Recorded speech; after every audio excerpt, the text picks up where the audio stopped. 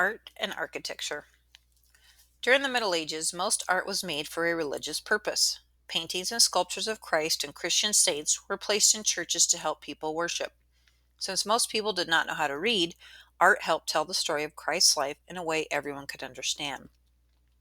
Medieval art and architecture found their most glorious expression in cathedrals, the large churches headed by bishops. The word cathedral comes from the Latin word cathedra, meaning the throne upon which the bishop sat. Cathedrals were built to inspire awe. For centuries, they were the tallest buildings in towns. Often they were taller than a 30-story building today. Most were built in the shapes of a cross, with the long central section called the nave and shorter arms called transepts. The cathedrals built between 1150 and 1400 were designed in the Gothic style. Gothic cathedrals looked like they were rising to heaven. On the outside were stone arches called flying buttresses. The arches spread the massive weight of the roof and walls more evenly. This building technique allowed for taller, thinner walls and more windows. Gargoyles are a unique feature of Gothic cathedrals. Gargoyles are stone spouts projecting from the rain gutters of the roof. They were usually carved in the form of beasts. In medieval times, some people thought gargoyles were there to warn them that the devil and evil spirits would catch them if they did not obey the church. The immense space inside a Gothic cathedral was lined with pillars and decorated with religious images. Beautiful stained glass windows let in colorful light. Stained glass windows are made from pieces of colored glass arranged in a design. The pictures on medieval stained glass windows often taught people stories from the Bible. Cathedrals were visible expressions of Christian devotion. They were mostly constructed by hand. On average, it took from 50 to 100 years to complete a cathedral. In some cases, the work took more than 200 years.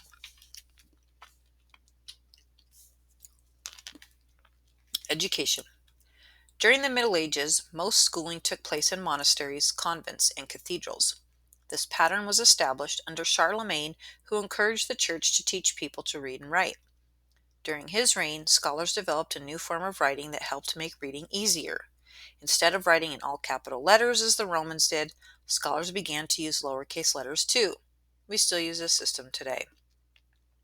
In medieval times, the clergy were the people most likely to be educated.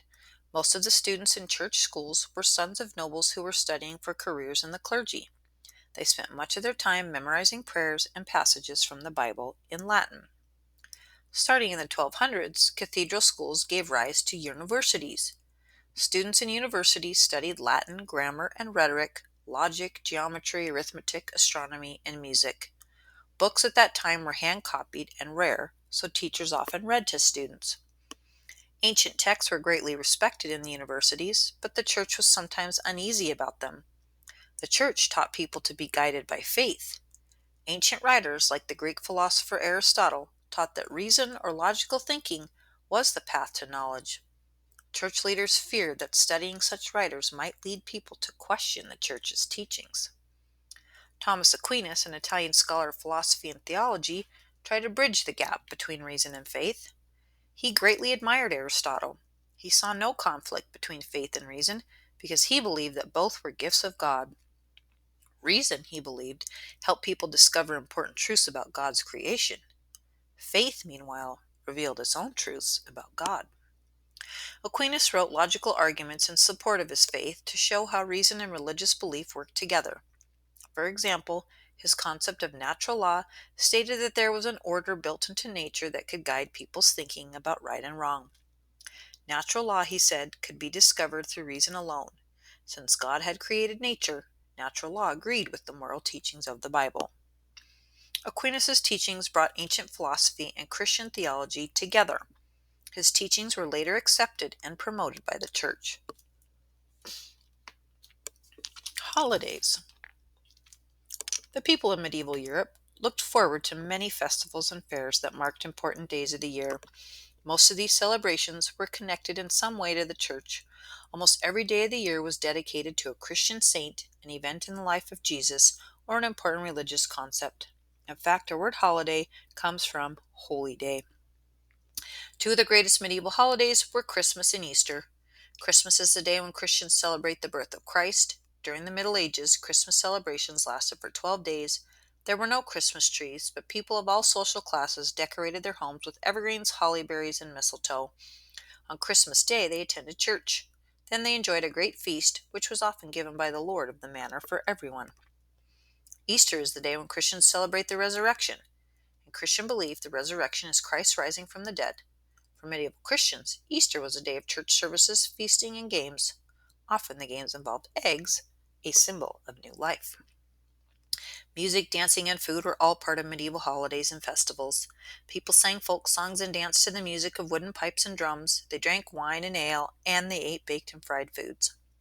Other favorite holiday entertainments include bonfires, acrobats, and jugglers, and dancing bears. Plays were also popular. During church services on special days, priests sometimes acted out Bible stories about the life of Jesus. By the 13th century, plays were often held outdoors in front of the church so more people could watch.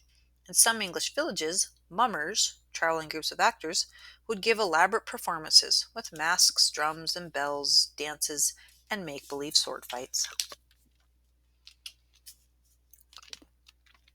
Monastic life. Religion was important to all Christians in the Middle Ages. Some men and women, however, solemnly promised to devote their lives to God and the church.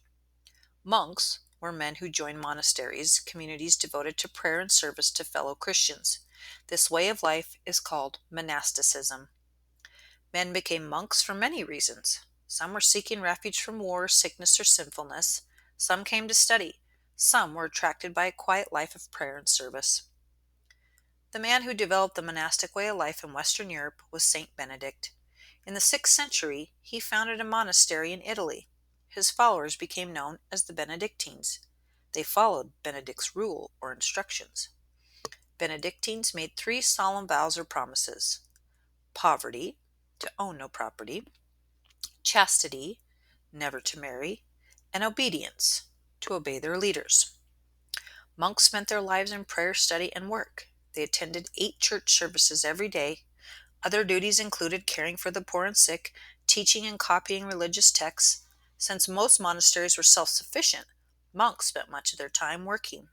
They farmed their land, tended their gardens, raised livestock, and sewed clothing. Most monasteries were laid out around a cloister, a covered walkway surrounding an open square.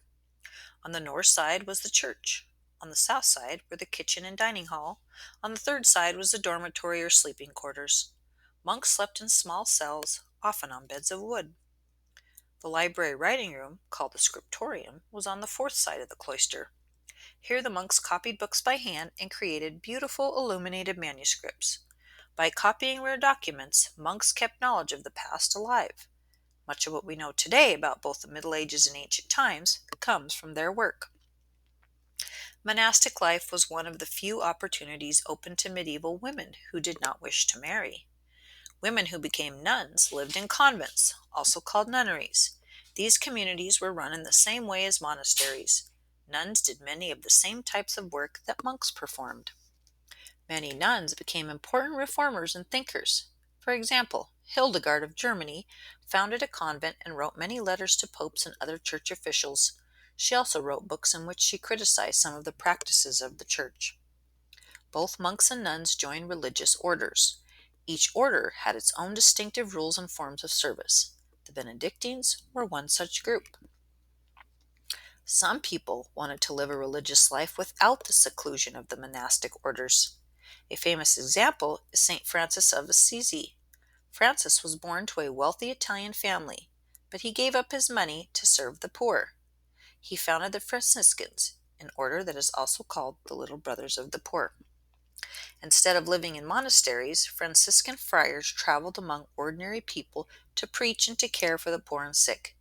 They lived in complete poverty and had to work or beg for food for themselves and the poor. For this reason, they were also called mendicants, a word that means beggar. With his friend St. Clare, Francis founded a similar order for women called the Poor Clares. Francis, who loved nature, believed that all living things should be treated with respect. He is often pictured surrounded by animals. To many people, his example of faith, charity, and the love of God represents an ideal form of Christian living.